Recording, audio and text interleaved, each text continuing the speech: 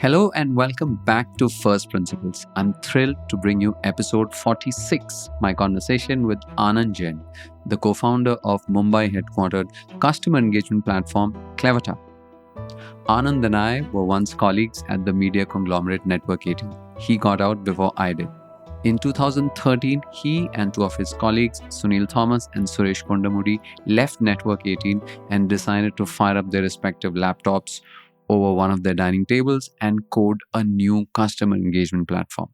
In just a few months, WizRocket, as it was called then, found its first major customer, Book My Show, and then, in fairly short order, word of mouth driven inbound seed and Series A investments from some of the most respected venture capitalists out there.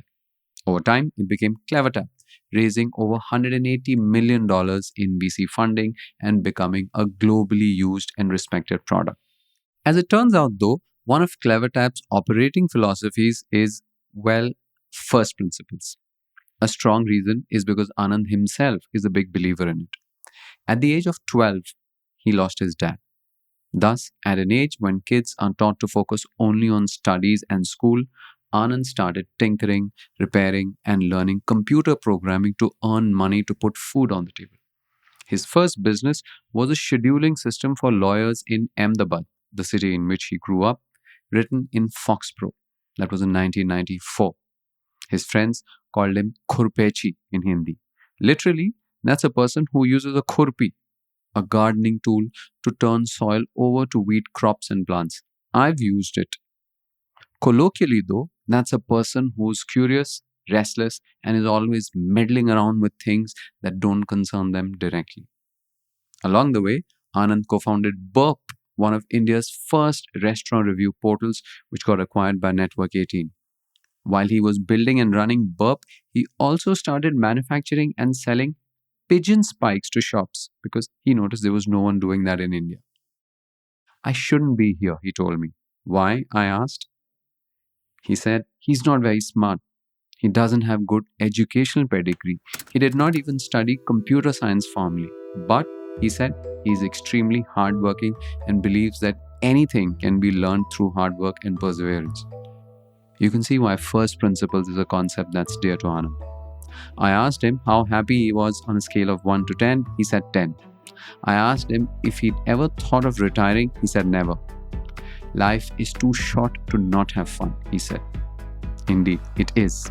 So let's dive into episode 46 with Anand Jain, co-founder of Clevertap.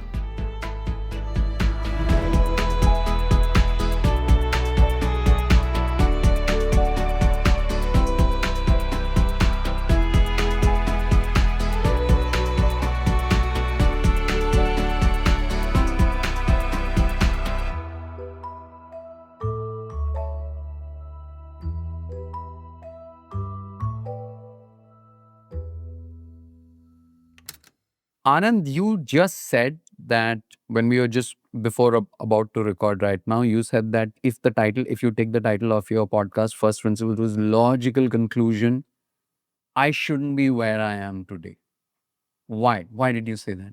Uh, And you said this unprompted. I didn't tell you what learnings do you have from First Principles. You just said I shouldn't be here today, and yet here we are, and here you are. yeah, I think because of a few things. One is intelligence levels, maybe not very smart, extremely hardworking though, but not very smart. Not a good educational degree. Have never studied computing or engineering formally, right, in school, and you know. And B2B, we never had a background on B2B, right? Like never were neither on the buyer side. As engineers, you don't buy B2B products, and as a founder, you have to start everything from first principles, literally, right? And funnily, that's one of the values of the company. That's number one value is first principles. Figure out things from first principles.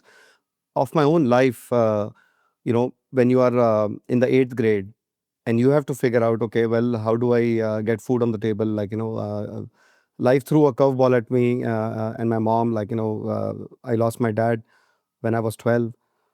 And then from there on, instead of focusing on, you have two choices, right? You focus on studies, or you figure out how to make money happen. How do you get a meal on the table? And then everything from there on is first principles. Like, you study, you work very, very hard, because algebra is not going to get money on the table. Geometry is not going to help you. History of India is not going to help out. Foxpro will. Foxpro will, yes. You start writing. You started writing code in 1994. Correct. And like I remember Foxpro because I'm in your age bracket, but most people today will not, right? Yeah. How did that come along? So Foxpro is funny. I was trying to get admission into a college. Of course, like I said, I'm not very academically inclined, so I did not have good marks. And in Ahmedabad, there was no college willing to accept me. So I happened to run into one of the influencers, and I don't mean online influencer, like a college influencer. Like 1994, they were 1994. There was nothing online, right? So someone knew someone who knew someone, and said, well, you look like a good guy. I'll try to see if I can get the admissions done, right? So that person also had a computer at home, and through that person I got not my first time on a computer. I had a school lab where we did BBC micros, and there was a Vikram Sarabhai lab in Ahmedabad. I used to bicycle about 12-15 kilometers, and I'd get access to half an hour to a computer there. But through him, Foxpro happened. So what happened was we got enrolled in AppTech in that era, and then they started with the basics of computing. Okay, well, this is a CPU. Exactly. This is input, CPU, output, Right. and they were teaching us WordStar and Lotus 123. So these were like precursors to Word and Excel and Sheets and all that, right? So they were teaching us that, and we would spend time at this friend's home because he had a PC like a 386, right? Actually, he had a 286 with a CGI monitor. So you get 4 colors, right? That was the monitor. And one day his dad came and challenged us, like, you guys are wasting time, you could do something productive. If you have the, if you're truly worth your salt, can you write a program for advocates? So this friend's father was in the High Court. He was a peer to Chief Justice. And he had access to lawyers. And we said, okay, uncle, maybe we'll go and figure out. And like I said, without any formal training in all of that, you start the requirements gathering and you figure out what does an advocate need. Well, they have court dates and they need to figure out which client is going when, fees paid and not, and a little calendar of sorts of appointments. So then and in AppTech, they're teaching you WordStar and Lotus 123.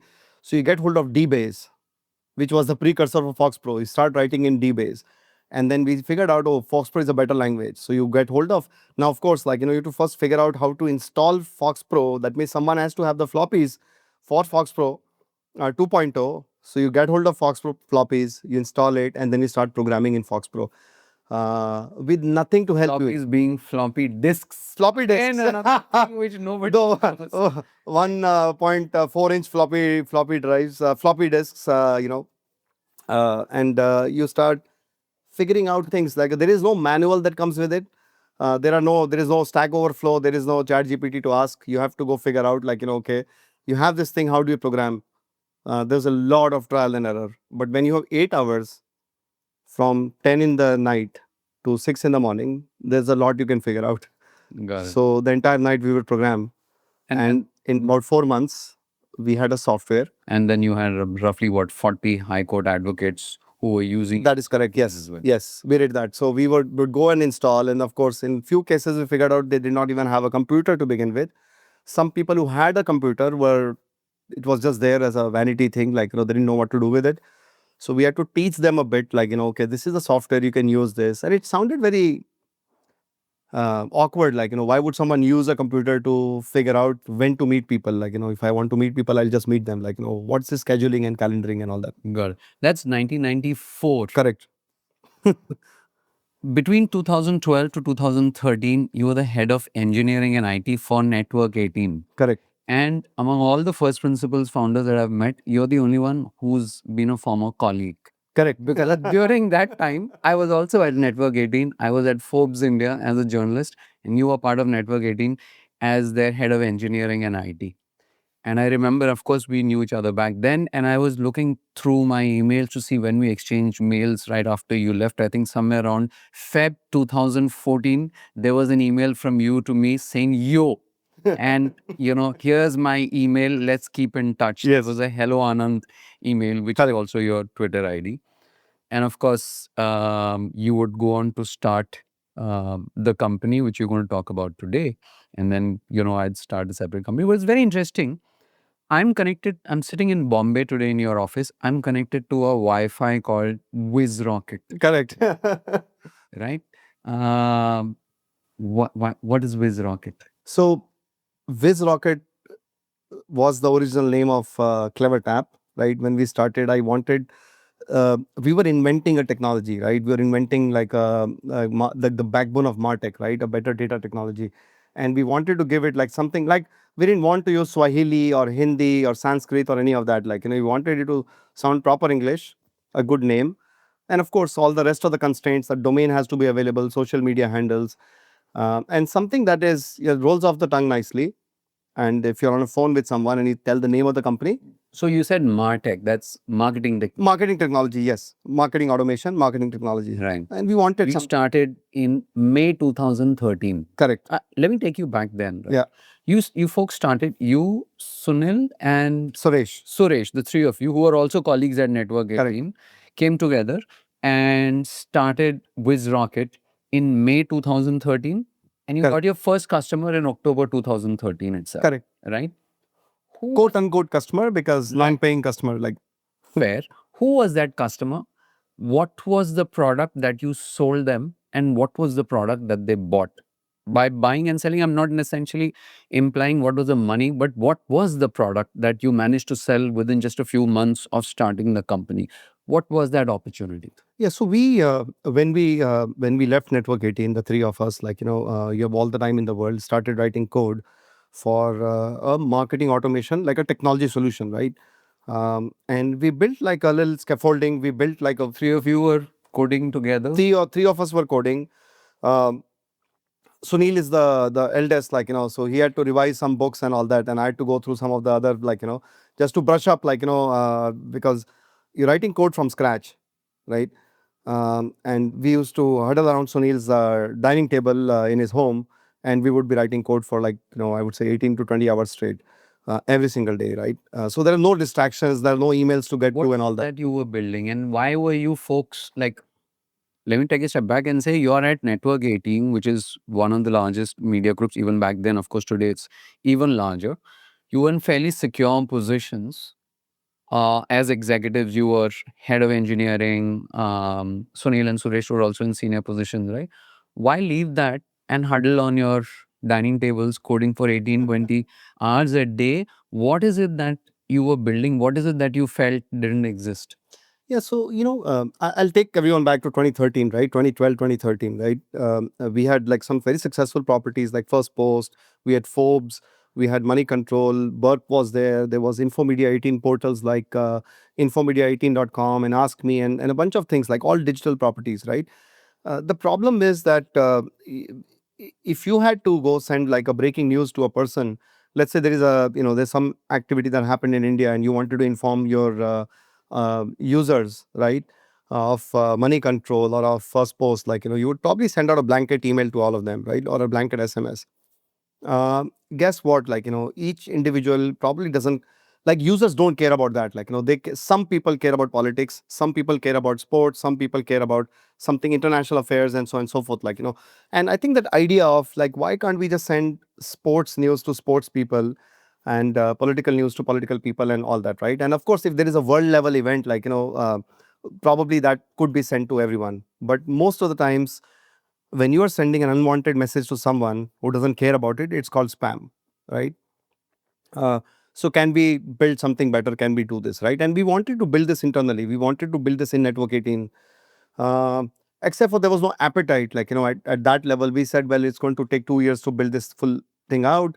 We are going to build a database, right, where you store all the user information, everything that they did, all the user behaviors, right? Hey, Anand went to the sports section on First Post and he read about an article on Rahul Dravid, right? probably cares about sports, like, a little bit of inference, right? But if he reads about articles and what happened in the match last night and all of that, probably he's a sports fan, right? Um, Start building this, recording all this, and then using this information to then serve the users better, right? Give them what they came looking for, and also use this behavior to figure out where do people drop off. Say, for example, not everyone who shows up on a website completes the registration, right? Not everyone who signs up, remembers to come back to a publication. Not everyone that looks at a product ends up buying it in that very session, right? But there was an interest, right? So you're primarily trying to solve for better user engagement. That is correct. That's the key. But I wanted to stay away from that. Get to it. But Well, you use MarTech and so many others, this thing. User engagement is the key, right? And if you can engage the users meaningfully, you retain them for life, right? What's if it happens in the real world, there's a Who shop. was the first person? Who was the first client that you managed to convince? Yeah, we were not looking for a company to go sell this to or pitch this to. We were very happy, the three engineers get back to writing code. Laptop have not to deal with teams or people anymore. It's a dream thing. But one day, Ashish Himrajani of Book My Show calls me and he says, "Hey, buddy, you got a minute?" I said, "Yeah, sure." And he says, "You know what? We have this problem, and we send an email newsletter out announcing movies. It's the same audience, everyone gets that same email, right? Whether it's a Bhojpuri movie or a Marathi movie or Tamil or anything, everyone gets the same. Probably we should be segmenting our users, figuring out maybe South India, maybe we should send a different, list of movies, and so on and so forth." And I said, "Ashish, where exactly are you right now?" He's like, "What do you mean?" I said, "Which office are you in?" And he told me he's in the Juhu office. And I said, "Just stay there for 30 minutes. I'll see you in about, I'll show up in your office." I take an auto rickshaw and I go to his office and I said, "Do you know I'm not with Network 18 anymore?" He's like, "Yeah, I heard. What are you up to?" And I said, "I'm building this solution, right? Better targeting so that you can engage the users better, right? Give them what they came looking for." Right. And he says, "Okay, sounds good." So, I was about to kick off this internal project. I'm going to ask, Parikshit, who's the co-founder and CTO, to shut it off.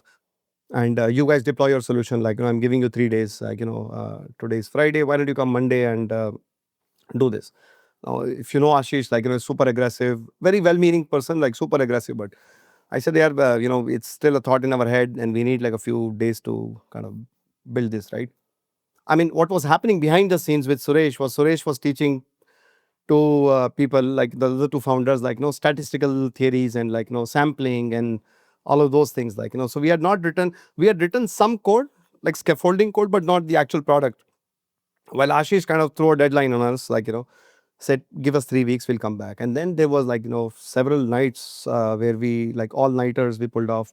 We wrote the first code of this technology called Tesseract DB, right? We would brand this later, but when you're busy building code, you're not thinking of naming and branding and all that, right? So we wrote a data technology, and then we went to Ashish and said, "We're going to install something on your website, put it in an inconspicuous area, put it somewhere where there's literally very less traffic, few hundred people maybe a week, because I don't want to be the reason that your website crashes, right? I mean, this is JavaScript and all that."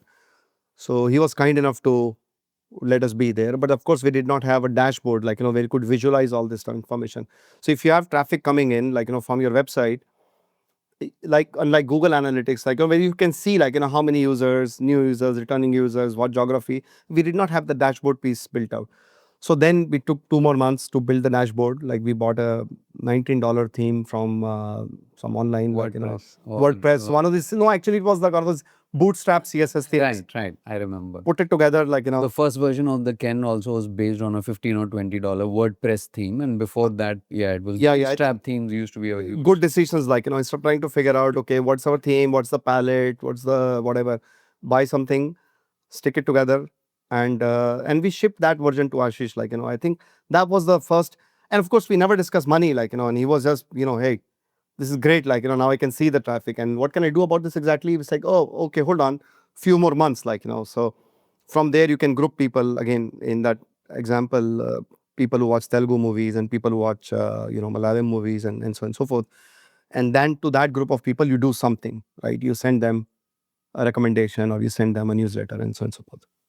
So to bring in another terminology into it, you're essentially bucketing people into cohorts. Yes. Now I'm starting to use more of Yes, your yes, language, yeah. right? It's called segmentation. You segment people into, now there are different kinds of segmentation. You Right. can do psychographic segmentation, where you're when you're grouping people by a psychographics, like, like, okay, say you watch Hindi movies most of the time, but once in a while you watch like an English movie. Does not mean that you are now interested in English, right? So majority of what you do is psychographics, right? You most likely go watch movies on a weekend, but maybe once in a while you went and watched on a Tuesday afternoon, right? So psychographics, there is RFM segmentation, there's predictive segmentation, where you can predict what someone will do based on the historical data and all that. RFM is yeah, you're right. Like recency, frequency, and the monetary value. Now this monetary M could be any metric, any numerical value, but recency is how recently have we seen you, how frequently do we see you, and based on that there are 10 automated buckets from a champion, super frequent, super recent, based on the kind of business you are in. So if you are in the food delivery business, for them recent is not once a day, probably they want someone to order all 3 meals from their portal, right, from their app. While on a, I don't know, like a travel website, recent could be like, once in a month this person shows up, checks out fares for some location, and once in a while buys a ticket also. Infrequent traveler, but that's good enough frequency. Got it. So you started WizRocket in 2013, which became Clevertap. And we are discussing this obviously in Clevertap's office today in 2025. Tell us a bit about the company. How would you describe Clevertap, the company today? What is it? In as simple words as possible. Yeah, I think Clevertap today is we're just getting started, and I really mean it. This is not founder. Yeah, this is not this is not founder speak. Like, I really mean it. I think we are. No, I mean that only. That all founders mean it also. They say it also, and they mean it also. That there is so much ahead. We've barely scratched the surface. Exactly, right? Like, see, think about this. Like, we are a single product company. We are selling to, now we're selling globally the product, across all the key geographies, but we've barely scratched the surface. The biggest in our category, companies like Salesforce and Adobe, they're worth a few, like double-digit billions of dollars, right? We are nowhere close to that. And to me, it is not that I will build my market share by taking away from them, but it gives you a sense of the size of the market. Right. So what are you? You said you're a single product company. What is Clevertap? What is it in the business of? Clevertap is in the business of customer lifetime value, CLTV is what we call it. And we call it limitless. How can I make sure that when you acquire a customer, you never lose them for life? Like, they stay with you forever, right? That does not mean they come and transact every day, but it means that the relationship continues until they're ready to transact, right? Or until they're ready to go in a subscription business, like, like yours. Someone might pay once, and then you want to make sure that over the year, they're listening to enough podcasts or they're reading articles, and so they're engaged, right? It does not mean I've taken your money, I'll see you next year, right? You want to do that, right? Send them things about they care about, like, in the format that they care about. So that's what we are in the business of. We serve the financial sector, so from banks to credit card companies, insurance. We have retailers, we have travel and hospitality as customers, we have gaming, we have streaming apps, work with a lot of publishers. So loosely, can I say that you're also in the loyalty business? Or is Loyalty is, what is the intersection between engagement and loyalty?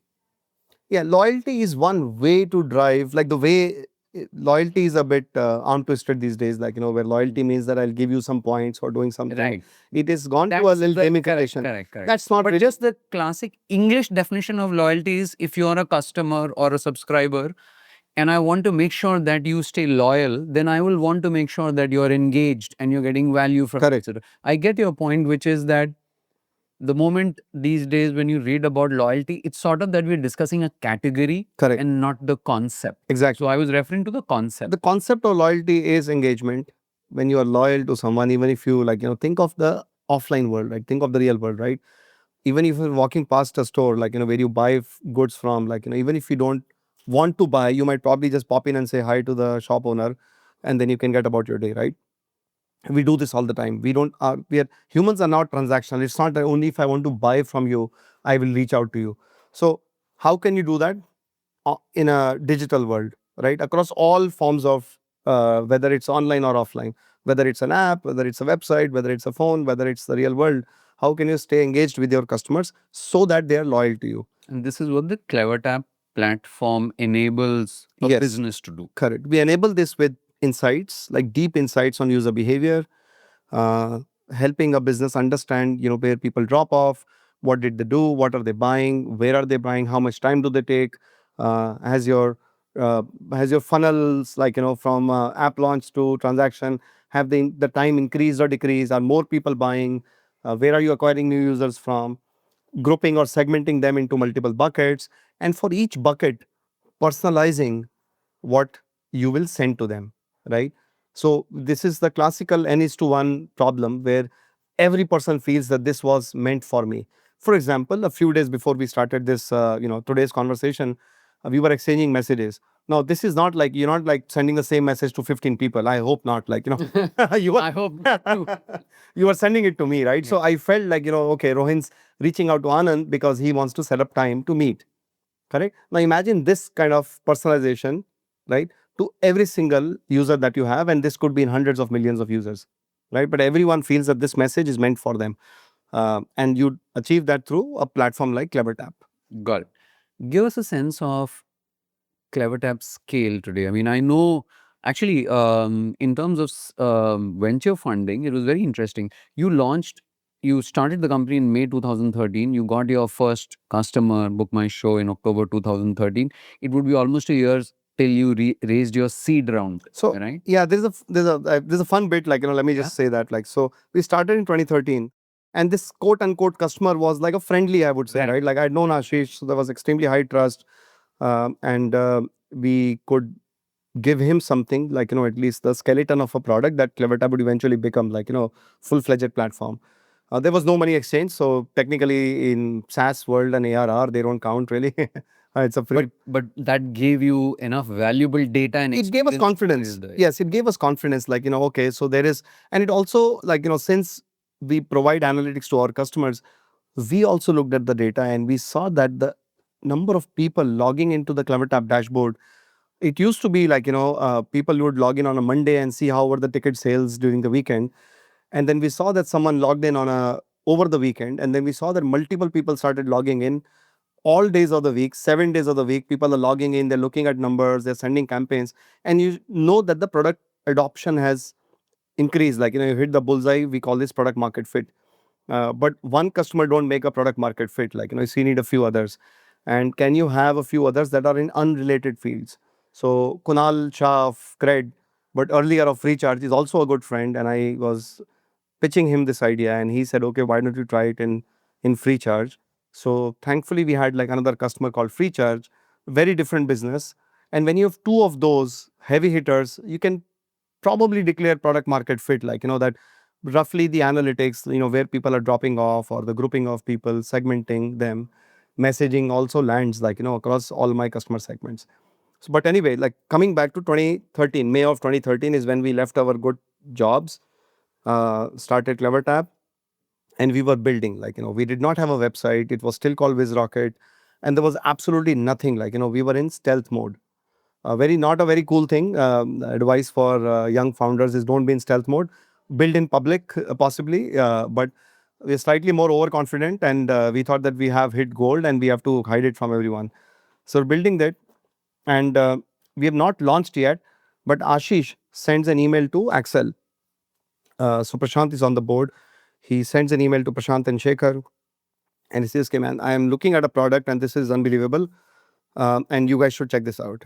Next thing we know is Shekhar takes a flight to Bombay, and he's doing a reverse pitch why WizRocket should take Axel's money. And he's like, oh, well, we are all computer science people here, and we understand technology and SaaS, and look at Freshworks, and we have a partner in the US. And we are like, no, please don't embarrass us. Like, my previous startup, Burp, I had 35 rejections, like, not a drop of, not a single cent of venture capital.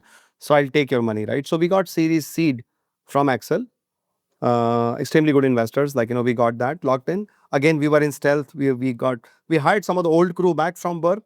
So a few phone calls, and then, next thing we know is from 3 people, we became about 10 people, all engineers, every single person writing code and supporting the friendly customers, like, doing customer support, service. The following year, after free charge kind of tried out the product, Kunal sends an email to the good folks at Sequoia, now Peak 15. And they want to come in and they want to, and this is unbelievable to us, like, because one, none of us, the three of us, have ever any experience of raising venture capital. We've seen rejections all the time, and this inbound, like, someone reaching out to us, um, is mind boggling. Like, we are not talking about the product, so we are like wondering how the hell do they know what we are building. Anyway, we take those meetings. A year later, we got Series A from Sequoia. Good capital gives us confidence that at least if two of my friendlies are pitching for me, they're vouching for us, it's a good thing. Like, It means they believe in your product. they believe in the product. Like, these are like strong-headed founders. Like, they know what the hell is going on, right? So when they look at a product like this and they know what's going on, it's a good sign, right? Because they're using it for their business. This is not a favor to me. Uh, and then the following year, we launch. You launch at TechCrunch Disrupt. We launch One of those things which is Yes. now not as relevant. exactly, It but was we huge back then. correct. And the dream of Indian companies building in India, selling to the West. So I would not say that we wanted to do that, and I'll come to that. Like, on the topic of first principles, we did something. We did 2-3 very unconventional things, right? But we said that if we have to go launch on a global stage, right? And the tech industry in India was not as evolved, if you remember, like, and you are the chronicler of tech in India, right? Or business in India. So, in 2015, it was not very big, and we said, we have to go launch something big, do something. TechCrunch was like de facto platform. SF Disrupt was like their largest event, and we went and became like the platinum sponsor. Our booth was bigger than Ford and Microsoft that year, and we launched, there. And then we did not know what to do. So the 3 engineers are in the company. We have no idea about go to market. We have no idea about lead collection. We have no idea about how to process the nurture the leads and all that. We know how to do it on the consumer side of the business, right? Doing it for our customers, but we have absolutely no idea what to do. But anyway, that was the point where we launched in towards the end of 2015, right? So about 3 years in stealth, building this core technology called Tesseract DB, and it also gave time for Tesseract DB to mature. As we saw traffic pick up both on like these 2 platforms, like, primarily Book My Show, as movies came, like, and then I think we had a little golden era, if I can call it that, of movies. There were 3 Idiots, and there was Munna Bhai series and all that. Like, there was massive spike that also gave us a chance to calibrate the core data technology that we were building, polish the database. And then we launched, right? And then we got an inbound call from Geo. So they had not launched Geo then. We got an email from an email address, ril.co.in. And we are like, man, refineries. Wow, who would have thought a product is going to be sold in refineries?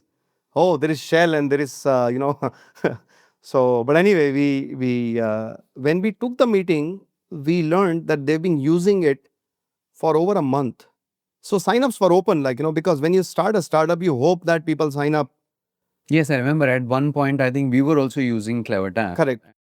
You hope anyone signs up, man. You need more traffic, you need more people, and the monetization bit and the business model, etc., can wait, right? You just want people because, and we had venture capital, like, so it's again not to burn, but just give away significant amount of product usage for free. Correct. For people who signed up. Correct. So 100,000 events or something like That's that, if right. I remember, Yeah. or MAUs maybe. So we did that, and no one signed up. But you know what? Who signed up? The folks at Reliance. And a month later, they call us and they say, you know what? We've been trying your product. It looks to be okay. Why don't you guys come over and we're like, okay, sure, we'll show up. So we hop over to the other side of town. And we have absolutely no idea what's going on. What are they trying out? Like, and then we are told that, there are 26 product managers who have done a pilot in, I think in Jamnagar. That was their captive audience. And they now want to kind of formalize the thing, right? And we like, sure, like, why not? Like, and then we were handed off to the procurement fellows. That and must not have been very pleasant. we actually had no idea, because I wish we were a bit more seasoned or polished, like, than to Because even. I've heard lots of stories about when conversations move to Reliance procurement, it's a different ballgame altogether. No, they were very kind to us for a change. I think if your product is where it can be, like, at the 10x of whatever is available, then you get special privileges, like, and we were one of them. We got a good, we got good reception from them. They didn't create much of a fuss. They were already using us, like, so, and we said, can you tell us the launch date so that we can put extra servers, or we can just, how things are in a startup, like, there is zero monitoring, etc. And they're like, we can't tell you that, like, we can't disclose. I said, can you tell us the day before launch? Like, we can't. We are just going to launch one day. And so 3 months later is when they launched. And thankfully, everything continued without any big disruption. That was also the year where we signed up some other big names. Again, a lot of these were, I would call them, like we spoke about luck, right? Before we started recording. So I would attribute this, geo thing to luck. They tried out themselves. It worked. Thankfully, like, good product. And then they signed on. They're a customer, since then. I happened to meet Dipinder of Zomato at a Sequoia event. And we were arch rivals back then with Burp, my startup and his Zomato. Anyway, someone introduced us, like, hey, meet Anand, like, from Burp. And he's like, I heard you onto something new. I said, yeah, it's like, we are in the marketing automation solution, etc. And he said, why don't you come to the office tomorrow and show me the product? And he saw a demo, and they signed up that day itself. So I think we got lucky in that sense, like, first few customers. And the unconventional bit, I've said I will talk about some unconventional things, like, number one is staying in stealth for 3 years, where you're building a core data technology, right? I think people don't do that. People try to assemble something off the shelf, use a MongoDB or something, and they get a product off the ground, right? Now, MVP is the keyword here. Right. Minimum viable product, slap something together, see if there's a market. These days, I've heard people throw random landing pages to see whether there are people signing up, there's an interest, and then they build the product, right? We did the other way around, like, we invested our time and everything else, like, into building this on a very high conviction. Conviction is the amount of data is going to grow exponentially. Customer data, user behavior data. We're going to spend more and more times on the phone, and attention span is going to reduce even more, right? And people don't have the, like, when you're browsing online for anything, right? It could be random browsing. You better get what you're looking for. You don't have time to go through and do idle browsing, or, like, all of that, right? So if you're looking for a watch, if you're looking for a pair of denim, looking for a book, like, you put in the name, you get what you're looking for, right? And possibly very sensible recommendations, as if you're talking to a shop owner, like a physical shop owner, like a real world. And if you cannot give them what they came looking for, you're going to lose the person. They're going to go off somewhere else. They probably think you don't have the product. They're going to go to competition. But Anand, what part of this building in stealth for 3 years comes down to you folks getting that initial seed from Axel, and then, of course, the subsequent introduction, which traces back to if you hadn't got Book My Show as your first customer, or, like, Free Charge as your second customer, then would you have had the same? I mean, let's put another set of 3 entrepreneurs into the same bucket. Would they have the space and the freedom and the resources to build in stealth for like 2-3 years? Possibly not. So we were self-funding it, like, at least when we got Axel, until we got Axel. There's a funny story, like, folks, the three of you think how long you would do it if you didn't, because, like you said, you weren't expecting to get funded so quickly. But conversely, it means that you must have, between the three of you, you all have families, and, like, you left your jobs. You must have had some conversation around, this is how long we will burn our savings to do this. Correct. Before we are forced to take our first reality check. What was that period? Yeah, so my wife gave me, I mean, I don't know, founders or not, but the wife, like, so she told me 8 months, and if you don't get funding by month 8, like, you have to go back and get a job. I'm like, okay. And the funny story I was going to talk about is my car got stolen in month 7, and in month 8, I received insurance money. So it was one of those SUVs that they steal during election times. Oh, So, right. One of those uniquely India things which yes. will struggle to extend to others.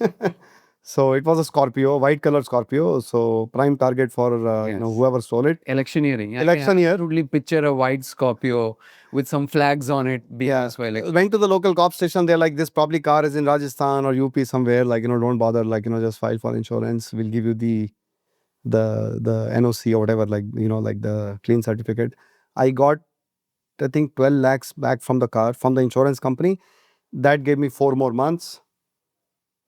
Right. So when we started in May, and in April is when Axel came in. So like I said, luck plays a big role. To go back to my question about Clevertap, fundraising and valuation, seed in 2014, series A in 2015. Then there was a gap of about 4 years. You raised your series B in 2019. And then the very same year, and of course, this is the heady days, pre-heady days of COVID boom, etc. and all that. Again, series C in 2019. And then series D in 2022. What's the total quantum? And it all been fairly blue-blooded venture capital and investing firms, right? What's the total quantum of venture capital that you've raised to date? I think we have raised $180 million over all the rounds of funding. What was the last publicly disclosed valuation that you folks? Close to 800. 775 was the last publicly known valuation. This was in 2022. Got it. Give us a sense, anything else to give us a sense of Clevertap today, either revenue or customers or anything else like that? We don't disclose revenue publicly, but we have over 2,000 customers. Got it. We are the dominant player in India. In fact, in all of Asia, I would say, like Southeast Asia, but definitely in India. We work with banks, work with retailers, streaming apps, all the large business houses of India, like, are customers of Clevertap. And that was the second unconventional thing, like, staying in stealth. But also when we took off, like, I know a lot of SaaS companies in that era, like, in 2013, 14, 15, would actively not sell to India. But the engineer brain in me and my co-founders, we said, why not sell to India? Like, if there are people who are buying the product, they value the product, and they pay on time. And if they're the ones responsible for your funding rounds and usage and all of them, then why not? Yeah, exactly, right? They become advocates and champions of your product. Like, why not sell to India? Like the engineer brain, like, counter to that, actually, the reason why people used to say that is that Indian customers don't pay enough or they demand too much. Was that not a concern for you? Every customer is demanding. Like, if your product can do X, like, they would want. I wish upon all these startup founders demanding customers, because that up levels the bar, like, what you can do. If every customer is happy with what it is, like, you'll stop innovating. You'll stop, you'll just say, what's the point of building more if everyone's so happy, right, about this, right? Only when you're demanding customers, you say, okay, what more can I do? What more value for money can I deliver? Is there something I can compress as software? So you compress time as software, right? Like, you could do things manually, it's going to take a lot of time. Instead of that, you have software to do it for you, right? And intelligent software means, like, you can now compress money into the equation, right? Can I do more with less and all that? So I think Indian customers taught us some extremely valuable things. One is scale. Like, there is no scale like India anywhere else in the world, right? I mean, we have apps that cross 100 million subscribers or users. In, like, Geo, for example, did it in the first 6 months, right, of launching, right? 100 million MAUs, or monthly active users, were rare back in the days, right? They are commonplace now with several apps, like, that are customers of ours, like 100, 500 million subscribers. So you have to build for that scale. You have to do personalization for each person when they show up, right, in that minute, right? So that also helped us refine the core data technology, TesseraCDB, right? The other thing they taught us was value for money, right? How can they get more from your software? Like, can you build more, right? Can you reach more people? Can you do more? Can it be faster? So it helped us innovate quite a bit, right, in terms of technologies, right? And can you offer end-to-end spectrum, right, from insights? See, I mean, go back, like, before 2013, like, it's not that software did not exist. It's not that marketing technology software did not exist, right? We had email providers, like, I mean, Right. companies like MailChimp, if you remember back in the days, newsletter, like, they used to run our newsletters through that. There were MailChimps, there was Google Analytics, there were SMS providers, there were A/B testing, product A/B or website A/B testing products and all that, right? all of this customer data would be split across multiple silos, right? When we started, we said, well, why can't one product be your central nervous system, be your brain of all of this information, right? So not only just collecting the data, but offering this, because you have to react to what a customer does, right? For example, if you're playing a game and level 2 is very hard, can you change the dynamics of the game so that this person crosses from level 2 to level 3? Because the data tells you people who cross level 3 or reach level 3 will stay sticky users forever, right? So you make it easy for them, and then repetitive behavior and all that. But instead of logging to another dashboard, making changes and all that, can it not happen in the same product? Can it not auto react to user situations? Got it. One of the questions that I want to ask you is that how has the space that you're operating in changed since the time you started WizRocket and then it became Clevertap to today? Because I remember in your early days, Clevertap's focus, perhaps because the focus of the market also was largely that, was on traffic and users. Yeah. Which is large scale properties where lots of users come and they do things. And by users, I mean you don't know technically who they are. You identify them through their IP address or cookies, etc., and stuff like that, right? And therefore, I remember because when we had tried you folks out, we were a purely subscription play. And then one of the things was that your platform seemed optimized for companies that have lots of users, not companies that have fewer subscribers who are logged in. Correct. But over the period, now, I mean, when I asked you, I'm just reflecting earlier, you said we're in the business of customer lifetime value. Correct. Now, customer lifetime value, and over the last maybe I think 10 years also, there's been a lot of shift. More and more organizations and properties are shifting from their focus being on users who are not logged in or anonymous visitors to people who are logged in. Of course, this ties in with the evolution of the subscription model. Correct. You talked about Geo. You can take any of these businesses, the Zomatos of the world, the Book My Shows of the world. I think it's this clear shift to subscribers or users who are logged in, and therefore you can observe what they're doing, right? Yeah. Have you seen this shift as well, and how has that changed Clevertap's approach to this segment? Yeah, I think the world went from eyeballs to, like a few. And when I say few, it's all relative, like, but instead of like a lot of people coming on your website and not paying you anything, like, or ad driven model, to subscription models, right? Especially for content or media entertainment publications, right? Or properties where they want to have fewer but paying and loyal subscribers, right? It also required us to preach them, like, that, hey, all the money you're spending acquiring users, like, running ads on Instagram and other properties, like, they come in, they consume the content, and they walk right out from the back door, right? Instead of that, if you were to start that as if you were to think of that as a starting point for relationship building, right? Give an episode or two free, like, like you do the same, like, in First Principles, I heard of an episode, right? Give them a teaser, show them value first before you ask for someone to sign up. And once they sign up, like, give some more value before you ask them to go subscribe. And then make sure that they're getting their money's worth, like, So I think one of the shifts is this, like, when you go from just blindly acquiring users to more sustainable growth. Things like, let me acquire users and let's make sure I hold on to them. Like, and this is where the cohort based analysis comes into play. Like, a cohort of group of people that I acquired in 2020, I don't know, year 2021, are they still with me? 2022, are they still with me? And so on and so forth, right? Now, different businesses have different like ways to measure this: weekly cohorts, monthly cohorts, annual cohorts. But so you see that as I'd like to shift the topic of the conversation now to you as an entrepreneur. And I was surprised when you told me earlier on that while you were running Burp, you were the first person in India to manufacture and sell pigeon spikes. Yes. What? Please, please, how did that come about? And like, please tell me how you stumbled upon that product segment and what did you do there and how was it?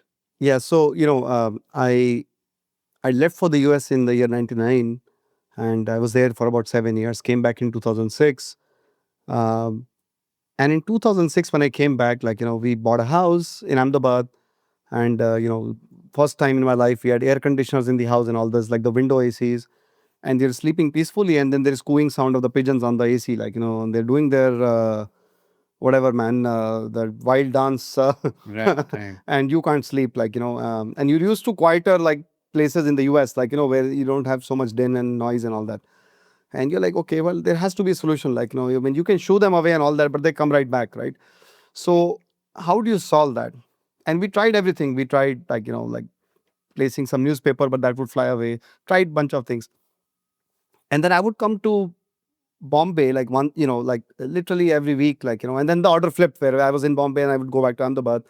And I would, go visit, because burp was also happening on the side. For data collection, we'd go to all these fancy five-star hotels and all that. I said, yeah, well, they must have a problem too, right?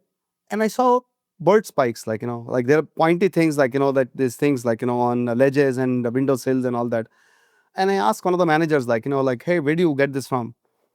And he's like, well, we import them, like, I'm like, what do you mean you import them? It's like, well, we have to import them. There's no one here that makes it, so we import them. And the cost of importing, like, that landed cost was 700 rupees a running foot. Wow. For plastic spikes. For plastic spikes. Actually, metallic spikes. So base is plastic and then there is metal spikes, right? Right. And like, again, like, first principles thinking, the engineer in me say, it can't be that expensive, man. It's not that the government is levying, like, some customs duty on something like a spike, like, I mean, no one really cares about that, right?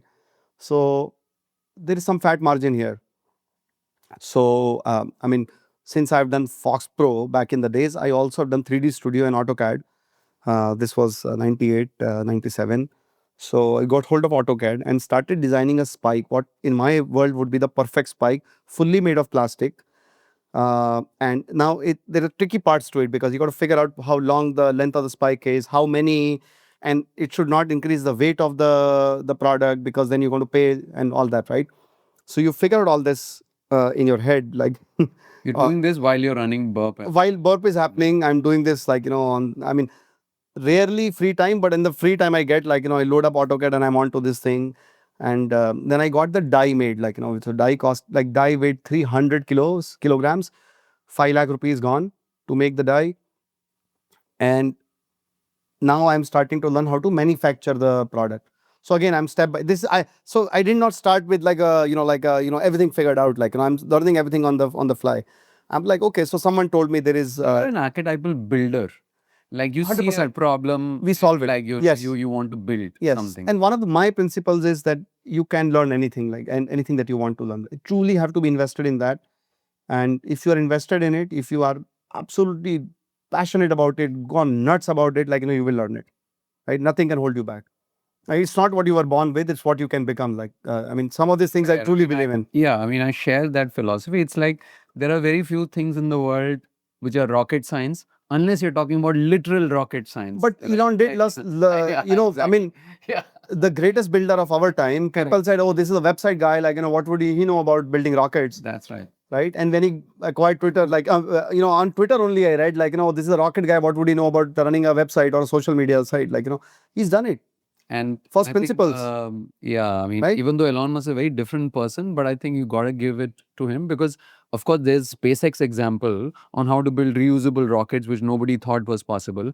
And in the context of Twitter, I'll say I was one of those skeptics when he fired 80% of Twitter devs, and people assumed that Twitter would It's going to crash and burn. Yes. Well, there was some minor hiccups, but by and large, it stood up. Yeah. Right? 80%. Or a refiner running a telecom network in the country, like, how many examples of that you've seen, right? So I think, of course, like, it's a different scale, like, I'm talking about myself as an individual, right? But I figured out, like, okay, how to manufacture that at 22 rupees a running foot. Wow, 700 rupees is what you said it was being bought at? Correct. Yeah. 22. And then we did something very innovative. I would go to like a chain of shops, typically on the street. I mean, there are multiple shops, like, in a bazaar kind of setting, right? So you walk into one of them, you say, this is a bird spike, and it won't kill pigeons, it won't harm anything. It will, they're smart enough to know that it's a spike and not sit there. So it's not that they're going to do a kamikaze on you, Right, like, right. and you have two problems, like, because there are dead pigeons on your whatever, right, signage. So I would go to one of them, install it for free, then go to the next one and say, you know what, they installed it. Guess where their pigeons are going to sit? On yours, on your signage. So we tried some gimmicks like that. Interesting. That's an interesting strategy. Yeah, we tried some gimmicks like that. But the bigger buyers for this product were actually hospitals who wanted to buy it for hygiene and health reasons. Pigeons are called rats with wings. Exactly. Temples. So imagine like a 20 feet, 40 feet statue of the deity and Covered with. pigeon does a drive-by. And now someone has to put up a ladder in the middle of like like when people go visit temples and then they have to go clean that up, right? So how can you not make? So I had to come up with something that is golden in color, like it's a different plastic variant. It's called ABS, where you can add a color and all that. In polycarbonate, you cannot. I learned all of this on the fly, by the way, on the job. And then you install it such that from when you're standing, you can't see that there is something, but then pigeons are not doing their job. So installed it in chemical factories. So you're like Indian pigeons enemy number one. Friend number one. So chemical factories, like, you have a vat full of chemicals. Right. A drive-by can result the whole thing going to waste. So then you figure out instead of, like shops, this industrial usage is a better way. So you also figure out product market fit to that earlier point, like, where is this product the most You were like useful? what, a one-person company doing all of this right now? I had a part-time, like I had a friend, full-time friend, but a part-time on the business. Because the factory was in Ahmedabad, and when I was living in Mumbai, and I'd go to Ahmedabad, he would be running 2 shifts of the factory, and he would load up the bird spikes in his car, drive to Bombay, and then we'd go install it here in buildings. What did you charge? Just the rate of the thing, like 22 rupees a square. Really? Yeah. Why? But when there was significant, like, the gap was 22 to 700, you could have easily charged 200 rupees, etc. You didn't want to? Yeah, I mean, work was more exciting and I had all my time there. This was just like my hobby, like just to, like. So it was just when it sell, like a, product market fit high. Yeah, exactly. I right? built something. Yeah, man, it's not, I mean, manufacturing, man. Like I've never done it. I never thought I'd be getting to manufacturing, but I did that. So it was like a personal high for me. Then work got super busy. Like, we were, we took off. We haven't talked about Burp. You've talked a lot about that till now. Burp was a food portal that you co-founded. Correct. Which was acquired by Network 18. Correct. How did Burp come about? Because before Burp, you went from being a self-taught developer to you worked as a developer for international companies. You moved to the US. You briefly worked as a telecom engineer. Correct. Right? And then you came back to India and then somehow you started a food portal. How did that come about? Yeah, one of the, so I would Because from your point, let me guess, there was some personal pain point involved there as well. Because a lot of the things that you did seem to have come from this is happening. I need to do something about this. Was Burp also that? Yeah, it was an opportunity I saw. So in my visits to India, I saw the, so I used to, from 1990 to 2006, I was in the US, sometime in China, annual visits to India. What made you come back? What made you come back? Because that was also the period where a lot of the people who left India were like, there's much more opportunity here. Correct. Why come back? I mean, maybe in the last 10 years, people could have said, oh, there's so much to build in India, there's venture capital, etc. But back when you came, what did you come back to India for? So, Rohin, I did not want to go to the US in the first place. I was handpicked to work for a startup of all places from Ahmedabad.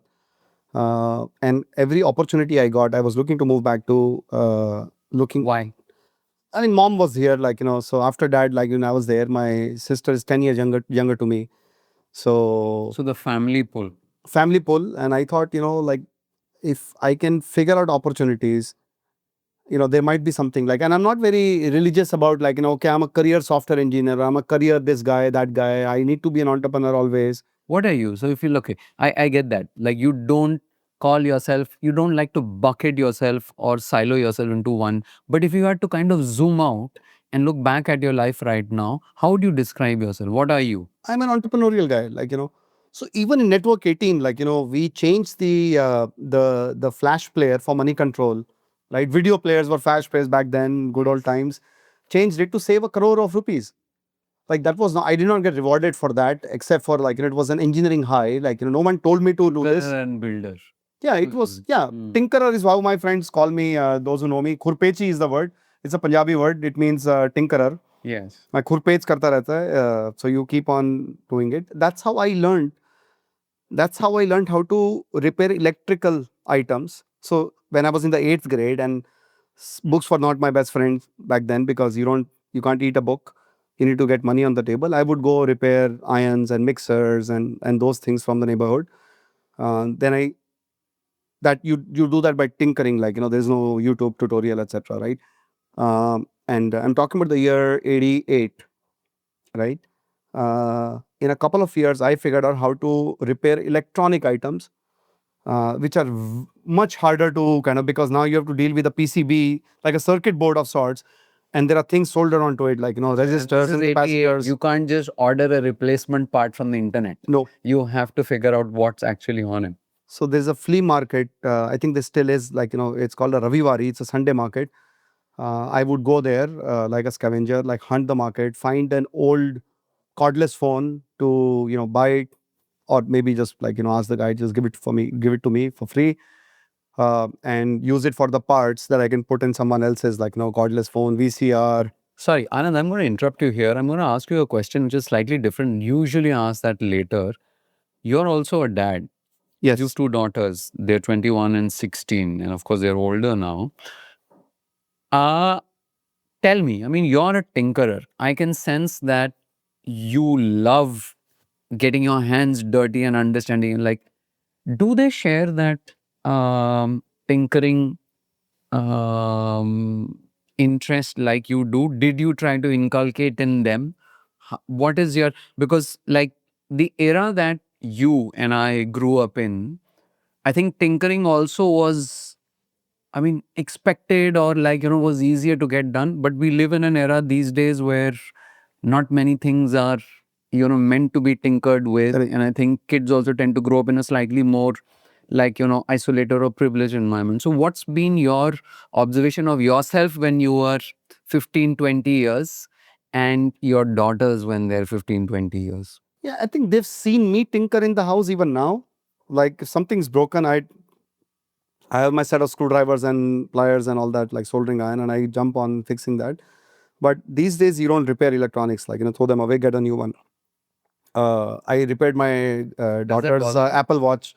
Oh, you did? Yes. Oh, so you actually heated it to get because many of the Apple products are not... The screen fell off.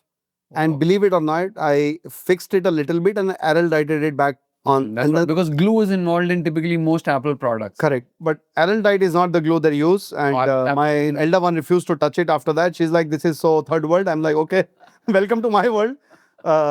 No, my kids are not, they don't have, I tried to do this a few times, sit down with a screwdriver, call them, and then in front of them, try to open up something, repair it, but they don't. I think, and every person is built a bit different. I asked you this because I've tried this myself and it hasn't worked. So yeah, and I don't take offense at that. I mean, I don't get upset by that. They're different. They're a lot more organized. They're equally entrepreneurial. So my elder one started making this slime and selling that slime in school until one of the teachers sent a note, and she was, I think, in the maybe 6th grade, sent a note that there is some side business going on here, and you need to stop it. You must have been proud. I was very proud of her, because that is the entrepreneurial bit. And like we were discussing, right, in money control, when I saved the money and all that, for them, because it is not about starting a venture, it is not about starting a business and all that. You have to naturally be entrepreneurial. It's also called as being resourceful. You make do with what you've got. Right. And the more you are, the better off you will be in life. Because then, you're not burning resources. You're trying to optimize with whatever you have, making it happen. Got it. This episode was produced by Hari Krishna. Mixing and mastering for the episode was done by the wonderful Rajiv CN, our resident sound engineer. And before you check out, if you've been a long-time listener of the podcast and are glad we're back, do tell the world that by sharing this episode with everyone you think will find it valuable. Okay, this is me, Rohin Dharmakumar, signing off. We'll be back soon with another episode.